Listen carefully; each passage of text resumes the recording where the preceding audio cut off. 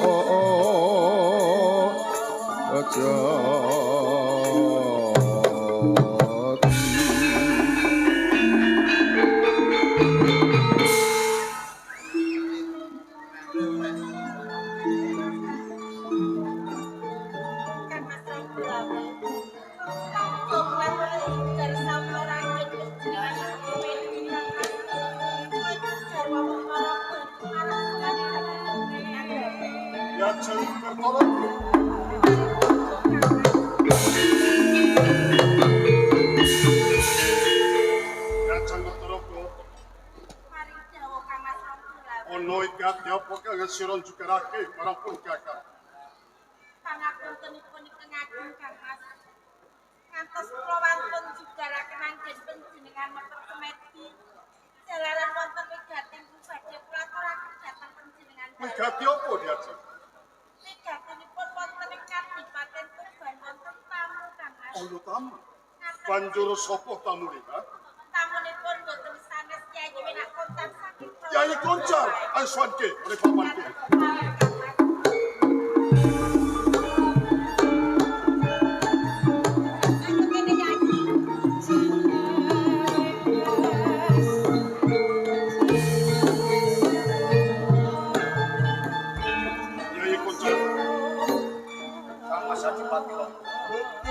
Sira kalamun sono Tuban jumujuga oleh pendapagung ing Kabupaten Tuban. Pangestunipun ing swau kula minggah wonten ing dalem pendam. Nanging praning kawula menika Mas Rong glawapan wonten sanggar panjenengan. Pancen bener. Nyai, ana wigati apa nganti kang sira temedak ana ing Kabupaten Tuban tinemu marang pun kakak. Badhe atur kabar lain. Apa ya? Rama Adipati Sinduro gugur ing Madya. Kang Mas Sinduro gugur.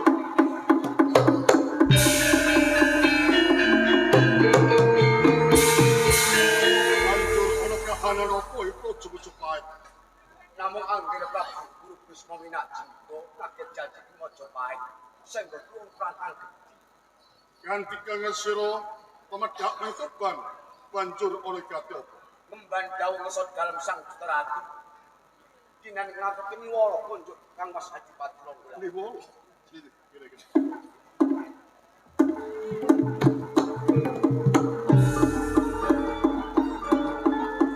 Nyai, Kang Senopati saiki ini welos pengasih sang Jodara wis ndak apa kang sira bakal mundur ing Praja Majapahit apa katon pring banyak badhe mundur ing dalem Majapahit. Matur sak dalem sang Duta Ratu Yate hati-hati ya. keparengan.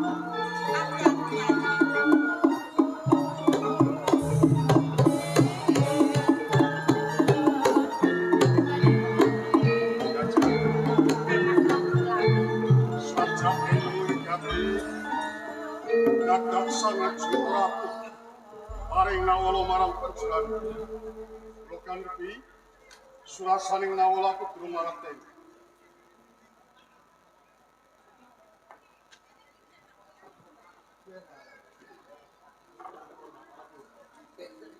Iyo sekon nangkin toko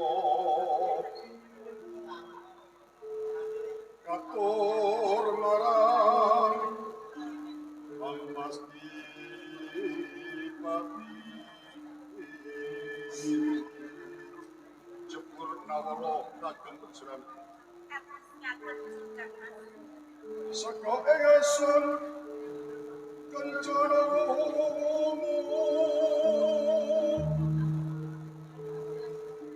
dasar kaporo nyoto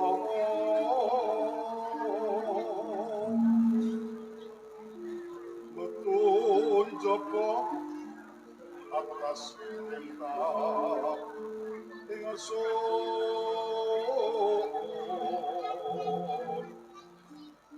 anding ono burung desmo yang didamakaning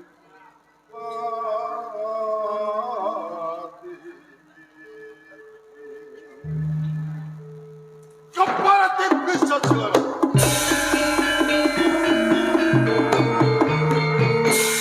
Ya jangan tahu.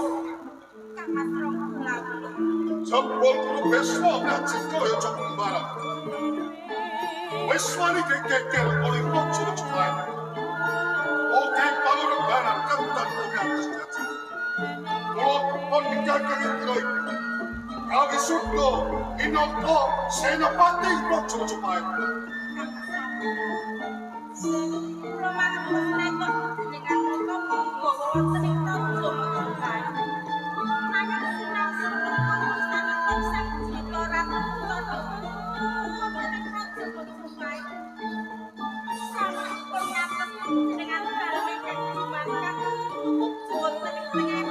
Panjenengan salah seorang pamjatan, soyo-soyo sekapinci minoko senopati jatuh. Yen aku bisa bondo anak besok kacau, itu rogelam.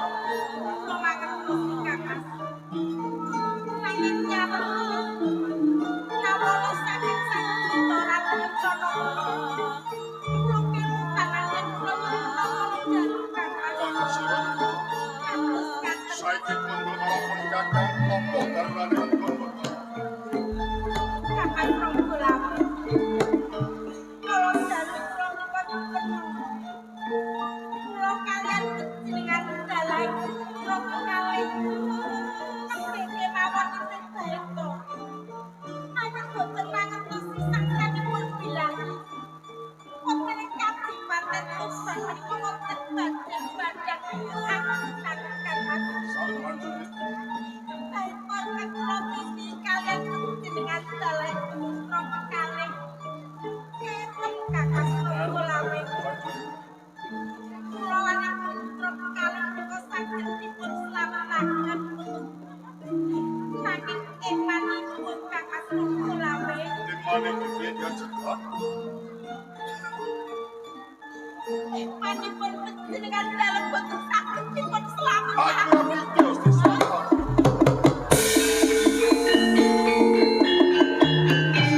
Gajeng berterok. Kakak Ronggolam. Moyo jangan ngendon-ngendonku bakal celaka maju paling payutan. Semikiro. Kakak Kulawan itu putra tangga betaka pulau bentak. Aku percaya ini kata serang biasa. saiki nang kowe ingkang jejibal kesok dalam sang citra. Ye, wong sobat. Gile-gile, terus.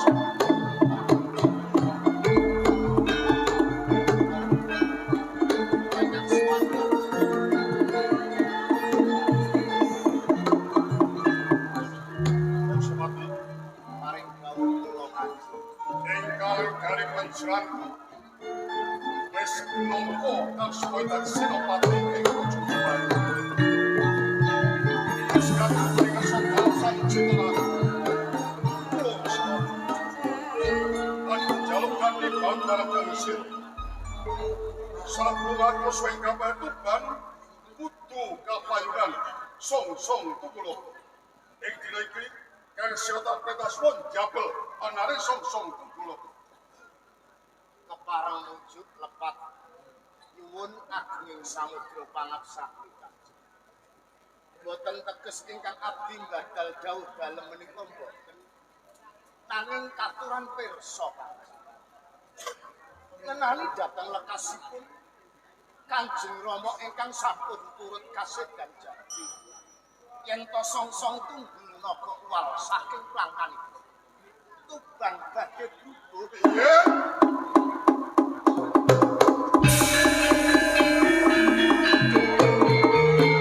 Wong sobat, Paring iki perintah.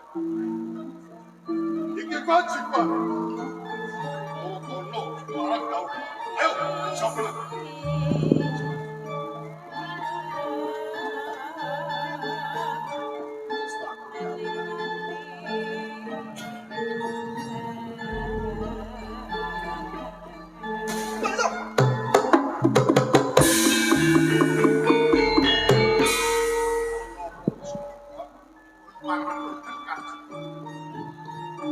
Umaranipun song-song tunggul naga.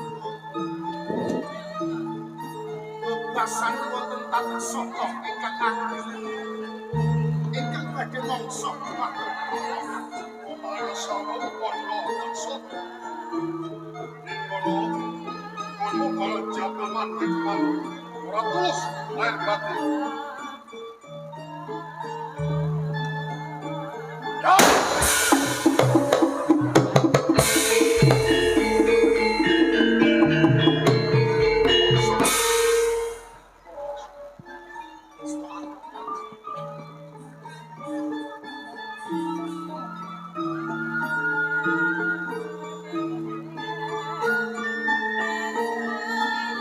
Para tolongku aku jawab pamit. Tak jaga ibu kesuatan.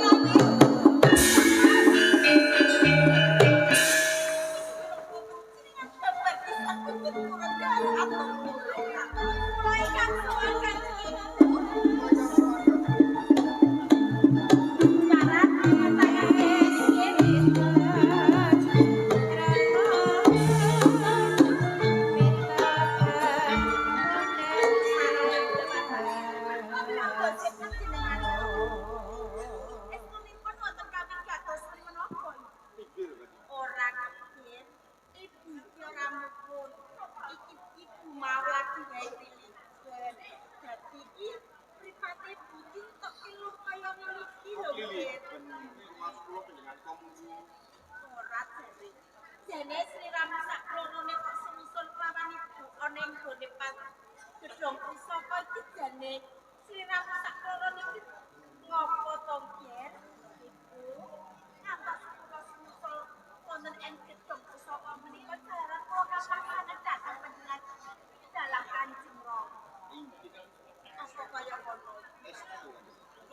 Yen pancen Sri Rama saklorone kapang kelawan Rama lan bisa dilanjut ana taman satu utawa ning kasatriyan kok sumusul ana taman kene kale-kale tapi kawat panjenengan Kanjeng Rama wonten pundi Kanjeng Rama wonten nggih Rama lagi netepi wajiban ana ing Praja Mangkukai yen mengko wis rampung wajiban Rama bakal kondur ana ing Kadipaten Tuban Kanjeng Ibu Gur.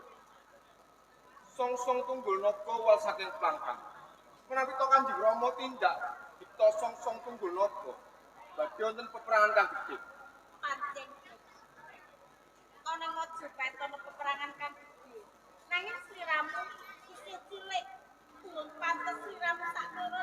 iki peperangan nanging peperangan wong miskin. Kanjeng Rama tidak perang itu. Kula badhe susah kawon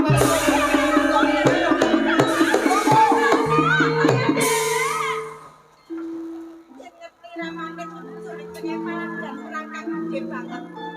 Bisa-bisa ngeprang sak lorone Ciyomo. Nggih. Tangan, matakan tenone. Nggih.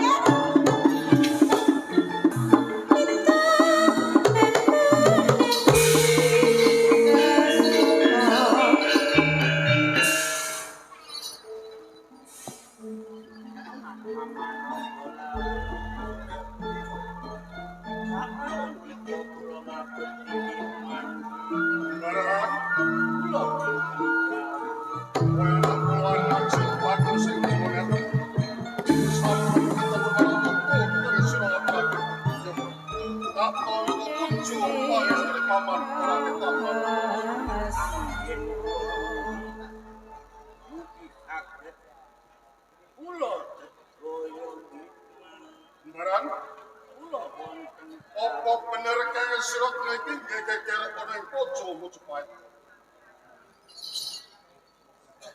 Paman. Mesanipun kula mboten damel geger ngoten.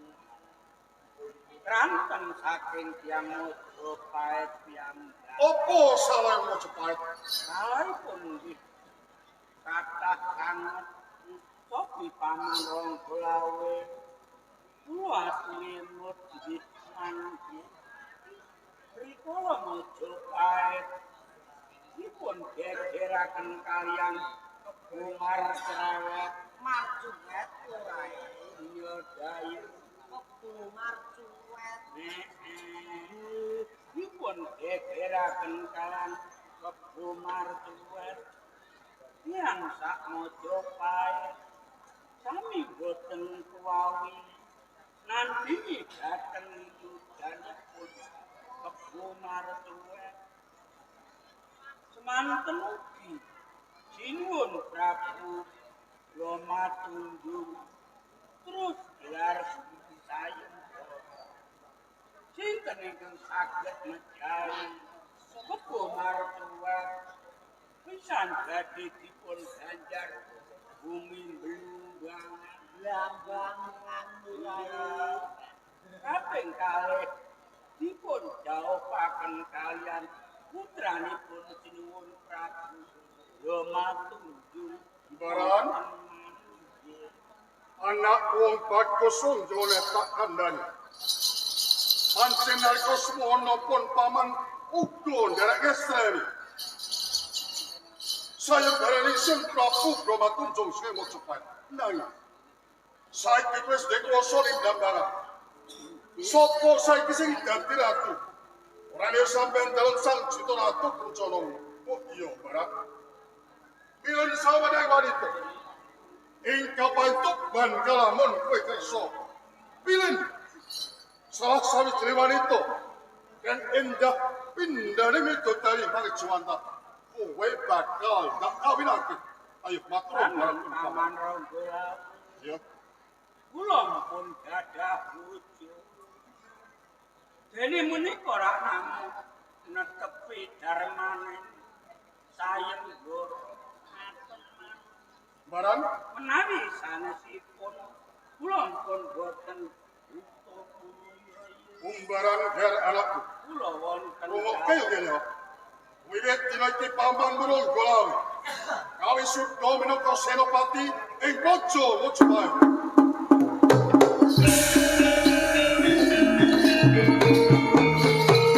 Alam sosopai. Sing geger Pojo Mojopahit.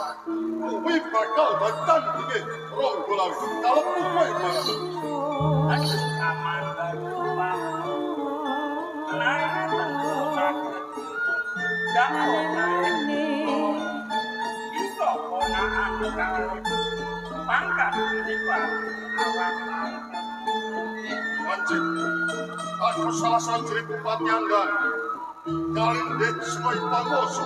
aman menawi kita mentolo kalih kula badhe wani kalih Baran, kula kira maju. Maju! Satu kurai. Satu kurai. Ora. Upamane kowe isih rumangsane pangamuno gelar. Ayo, oleh kau maju ban. Naik dari burung kalian. Iya. Berasatu. Oh, kelakar. Oh.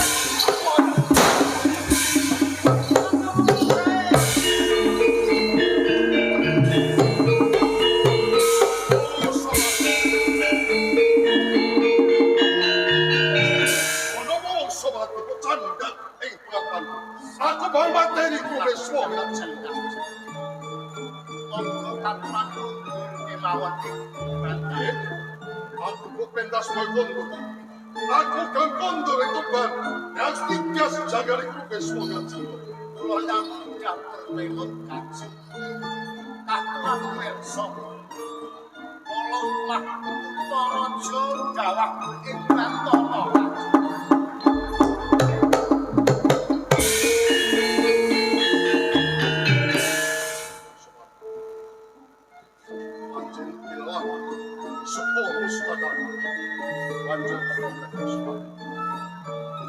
Kejawi tolonglah Torojo. Sumping aman penjenengan Budi Dawak. No!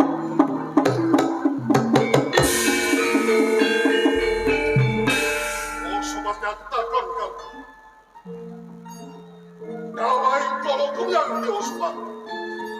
Muluk Dawak ing saking miling Bantara. Teman dados selo kaji. Mulukku, tempo orosan duri mata. Satu mata tiwa. Yo. Sakseno do usman. Besok, omit balik kalau orosan duri mata. Kantalo, batu kolo.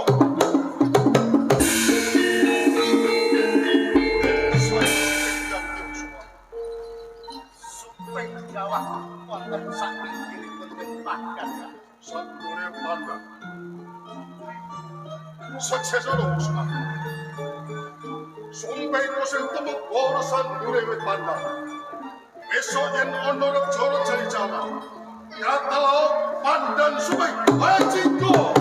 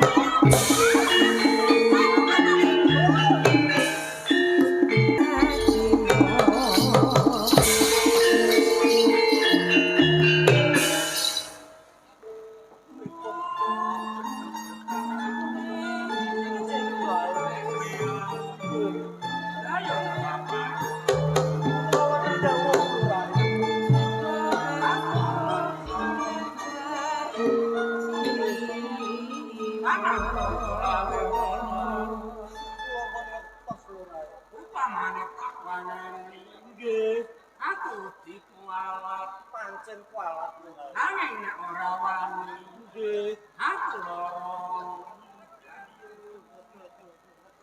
aku terus kepiye gayu Rai piye ngeten mawon Rai nggih panjenengan iku pekewuh adu arep kalian Kanjeng Adipati Ronggolawe jenengan udah tedah ginakaken akal akal terus kepiye napa nggih sampean iki kesupen kejawi jenengan iki gadhahi pusaka bodho wesi kuning kalian pedang konto saka nyono sampean sing nak bodho boten murai jenengan sing gadhahi pusaka kan aku nggih apa kuwi panah Naraca Bondo utawi panah 1000 iku saka kagungan Saged Rai. Ayo coba pungguti. Wis tak akan dawuh Rai. Tak gunake panah narata. Nggih, kok sekedhik.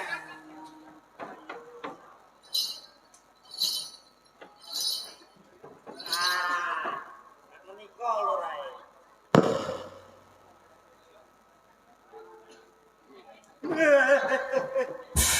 Ampun kula to lho Rai. Iki tak coba ngono Dai. Coba nggih coba ampun teng kula lho Rai.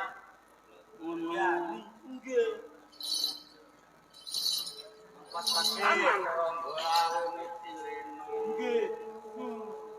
Ayo watatake. Nang injil lho Rai. Panahe saka kene.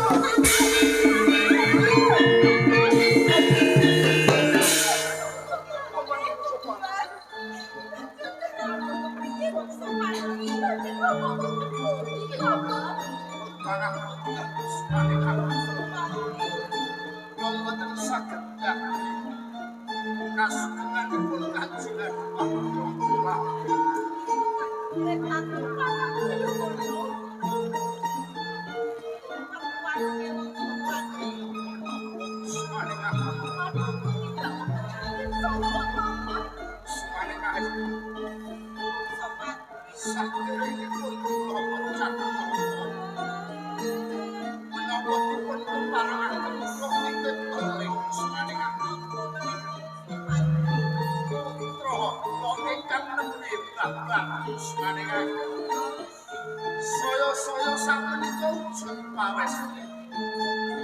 Kersa kusuman ingkang paring jiwat kasana. Sri Guneng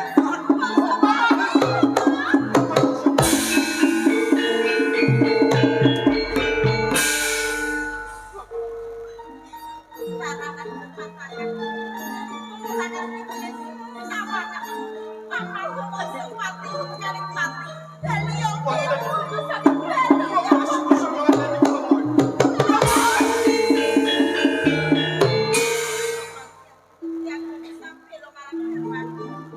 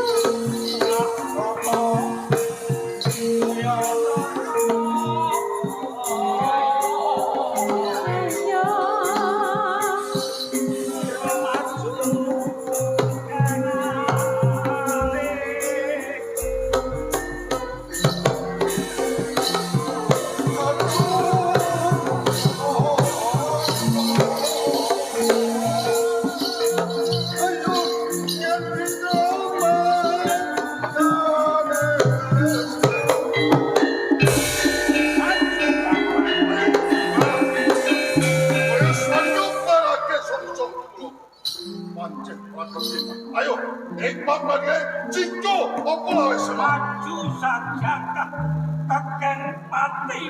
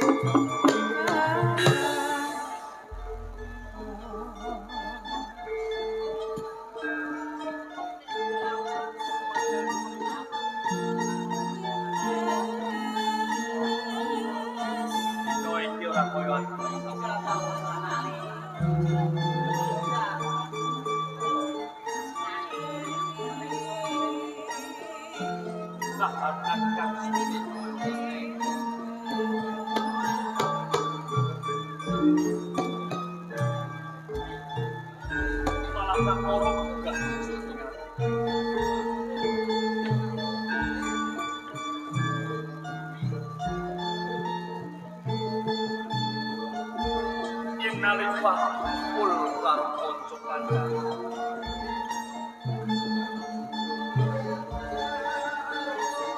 Tansah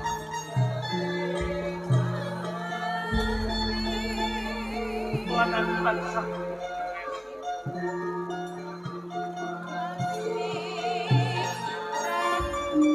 yen jarene ati ora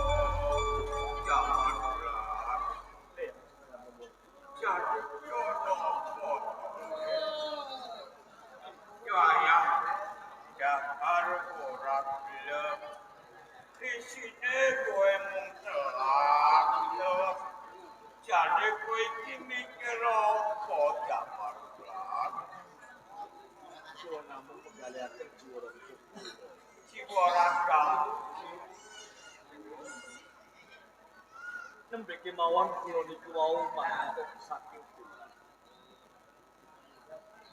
Kula tansah dipun nina kalih kanca-kanca kula ekarane kya. Namun perkawasipun jarene kula niki mboten gadhahi bapak ingkang dirjara kula. Jamak ulah. Kula ya. Ora ana wong lair saka mlethek ing watu ora. Ana bocah, ana anak, mesti ana bapak. Ini yo le. Kok menawa wis pinanti perkara iki tinarpa. kowe duwe bapak kok. Kula gaji tiyang sepuh. Bapakmu ana perkembangan ora kere maju kiling bale-bale ngan kowe ora. Kowe tulas sing rembes sing maju. Kowe anake Patih mau doro gambar.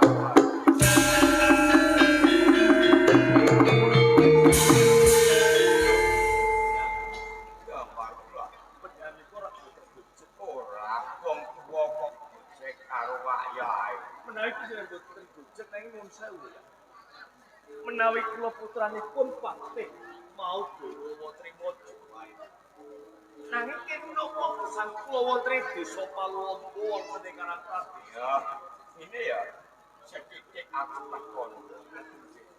Alam semono wong tuamu mriko bumi Majapahit nindakake tapa iber taun. Lah, sadurunge tapa iber taun mbokmu meteng ditindik laku ana ing Paluombo. Lair lanang ya kowe dhewe. Nanging Damarula welinge bapakmu dhisik karo Yam. Nak anake lair kakung wis nganti kadewatan kudu gelem napak tilas lekase wong tuamu sing tegese kowe kudu ngabekke jiwa ragamu ana ing kraton Majapahit.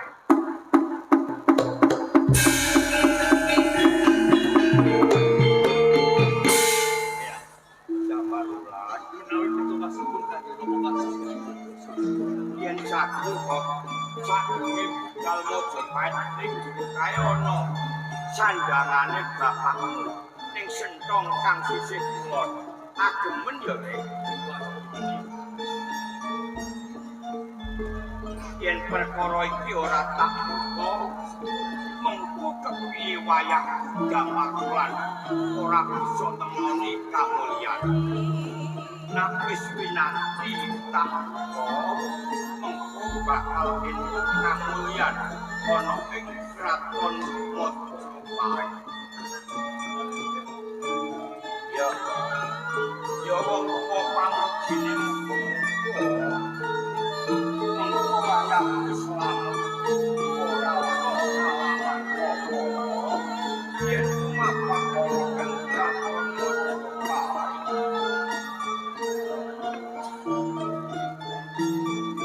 Ya kuwi ning sentong kang sisih kulon.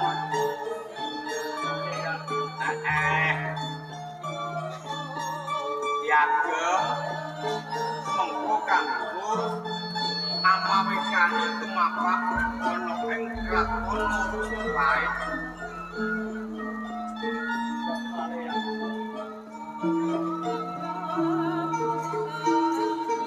Yen wis rampung ndang rene le. Tak pujikke marang Gusti kang gelar jagat. Muga-muga wayahku Damarula bisa napak tilas marang lekase wong tuaning Patih mau doro ana ing kraton.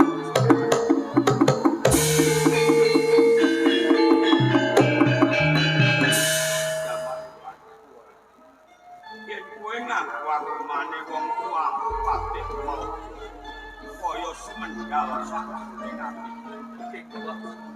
Kairingan marang bapakmu ini ya yen kowe suwita ning Majapahit kowe aja jujuk ana ing kraton Majapahit iki ana ing dalam kepatihan mergo sing dadi patih kae sing pamanmu sing alam semono jenenge Haryo Pandya wis tak cuma-cuma slamet melingi yang kunjungan watak agung agung gue film ngalah nanging ora kalah ya kok